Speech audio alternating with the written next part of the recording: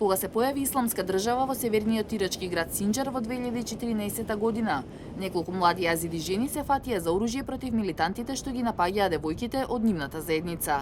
24 годишната Хасеба Наузат, командант на нивната единица, го напуштила сопругот во Турција за да се бори против самонаречениот калифат кој е напад на традиционално курдската земја. Се однесуваа криминално, го малтретираа народот, убиваа луѓе, обезглавуваа и силуваа девојки. Како курдска девојка видов дека ги силуваат моите сестри, не можев да ја прифатам неправдата. Незиниот сопруг им платил на криумчарите за да ги префрлат во Европа, заедно со уште над 1 милион бегалци од конфликтот, но таа инсистирала да се врати дома и да се бори со исламистите и изгубила контакт со него кога пристигнал во Германија. Во конзервативното општество, каде што од жените често се очекува да останат дома, овие војници велат дека ништо нема да ги спречи да се борат.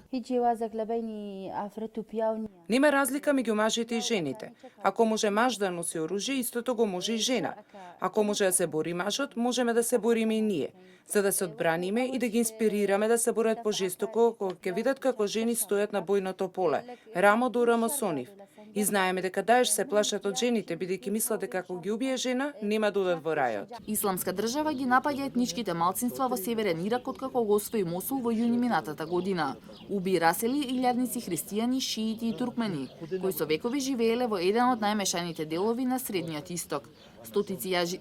Стотици јазиди жени и девојки беа заробени, силувани, измачувани и исламизирани. Нивните страдања го свртеа вниманието на меѓународната заедница кон насилствата на џихадистите и ја поттикнаа воздушната офанзива на коалицијата предводена од САД. Еден од резултатите беше и создавањето на оваа единица од 30 одмазнички.